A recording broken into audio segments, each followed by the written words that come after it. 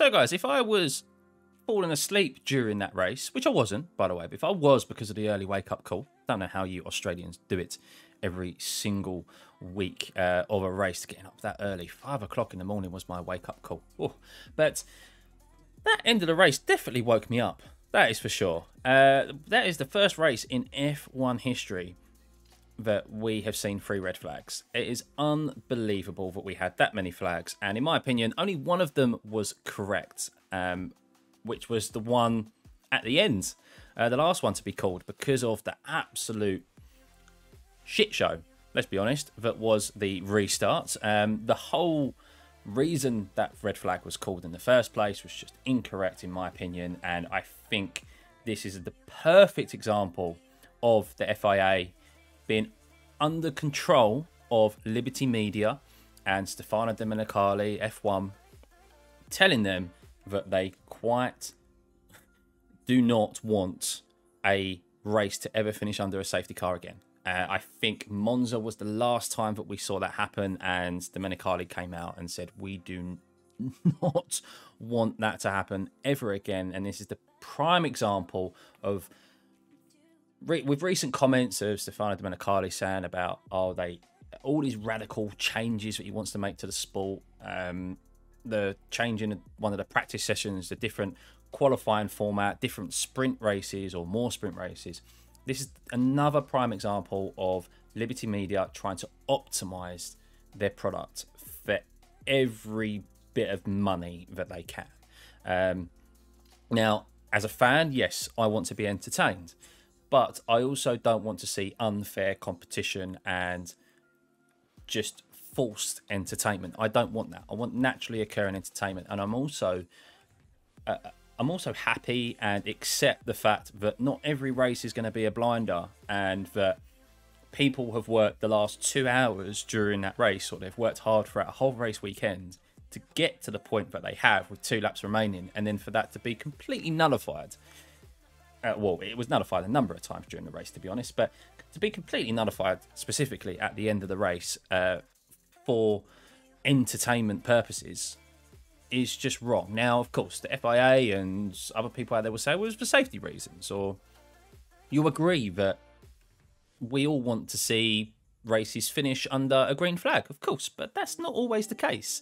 And the thing is that when you give drivers an opportunity who have not necessarily, throughout the whole race, they, one, haven't had the pace, or their pit stops haven't gone their way, or strategy hasn't gone their way, and they're outside the points, or they had no chance of gaining a podium, and you give them a sniff of that at the end, where realistically, with 2 laps remaining, it was whichever positions they were after the 3rd corner, they most likely were going to finish the race in. So it was all or nothing for the first 3 corners.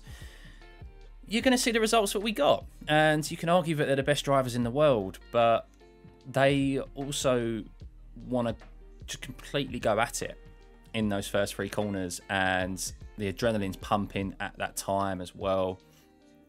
And with cold tyres, especially at the end, well, you see the results that we got. 6 cars being lost in that first corner, or first couple of corners, and then of course the debacle of the Carlos Sainz penalty and issuing that after nullifying and rolling back a lap that technically didn't happen because they didn't complete one sector. It's just kind of not sat right with me. It doesn't sit right with me. And the first red flag as well, I also thought was wrong for being called. Both of them today. Only the last one was correct in my opinion because of the wrecked cars that were on track. Alex Albon, yes, he crashed, and thankfully he didn't end up further out on the track than he did. There was enough room for cars to get around him, but there wasn't that much debris. It was more gravel, and yes, he lost the front wing and that went into parts, but in other motorsport disciplines and in F1 in the past, and not too long in the past either, I'm not talking about years and years ago, a safety car will be called out, it will roll out, and then the cars will lap, and as they go through the incidents, obviously slowly to not cause damage to their car, the marshals will then rush out with their brooms and sweep it across and sweep it out. Now, in this instance, of course, they wanted to get rid of it as quick as possible, and the safest way to do that was to get a sweeper out on track, a motorized vehicle, but you see like a road sweeper. And yeah, they, of course, with that being out on track, they red flagged the session. But what this does is that there was a good few laps. There was a couple of laps under the safety car. George Russell pitted. He's then at a disadvantage because then the red flag rule comes into place where guys can change their tyres and any parts. So George has been shafted by it. Another Mercedes driver, Lewis, got hit by that in Saudi Arabia a few years ago, which is another rule that I don't like, especially so early on in the race as well. It's just ridiculous. And then the second one is more for the false entertainment. So the first one I don't think is for false entertainment. I think that's just an incorrect decision. I don't think there was any need for that to happen. I think that was more about the length of the race, making sure that they got the full amount of race laps, rather than it being under the safety car, because they'd already had the safety car of Charles Leclerc as well. So I think that also comes into their head, that they'd already lost a few laps with retrieving Charles Leclerc under the safety car. So all these things come into play when it comes to decision making. And then, did Magnussen's crash really warrant a safety car? Sorry, a red flag? No. A VSC? Yes, probably, just to clear up some of the debris, or maybe, yeah, the safety car. But we was very much approaching, when that safety car got called out, that we were struggling for one lap of racing, and it was most likely going to finish under safety car conditions, which of course, God forbid, we can never have happen. But there wasn't enough debris out on track, in my opinion. It was only the tyre that blew off from Magnussen's mistake. I don't think there was too much debris. His front wing was still intact, so was the floor of his car. It was only his suspension and that was damaged. I don't think there was too many parts off the track. Maybe some grass got blown on it, but nothing that couldn't be recovered.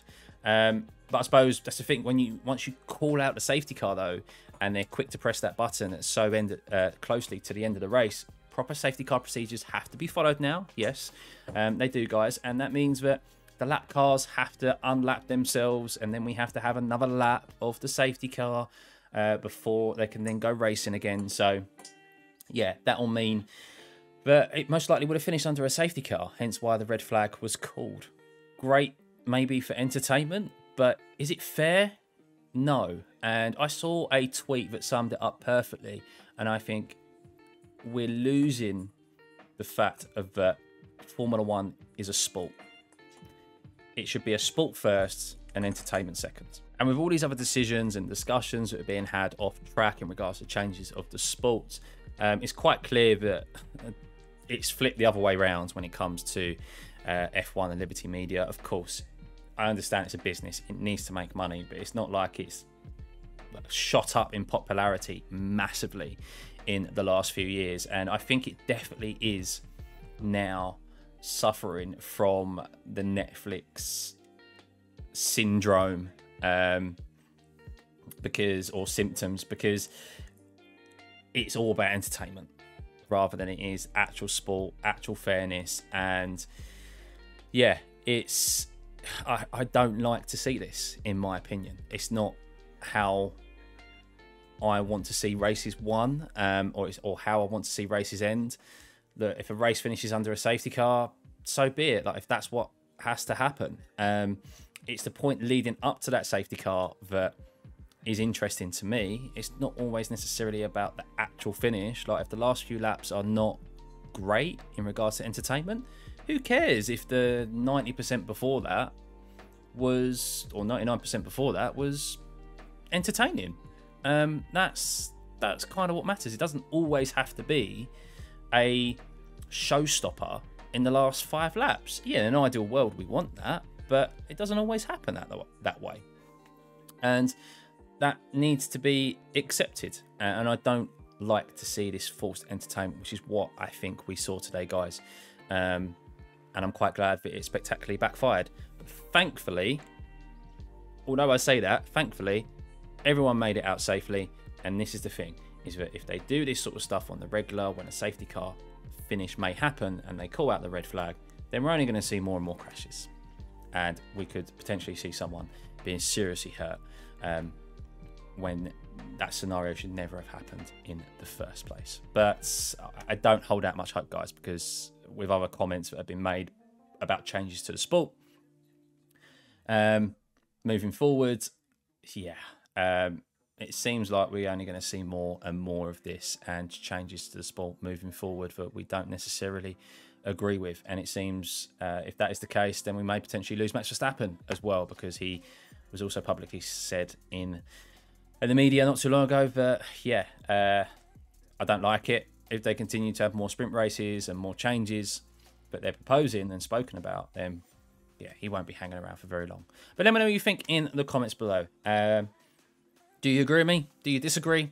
It's all up for a debate and opinion, but I thought I'd just give my 2 cents. So remember to hit that like and subscribe button, turn those notifications on, and I look forward to reading all of your comments.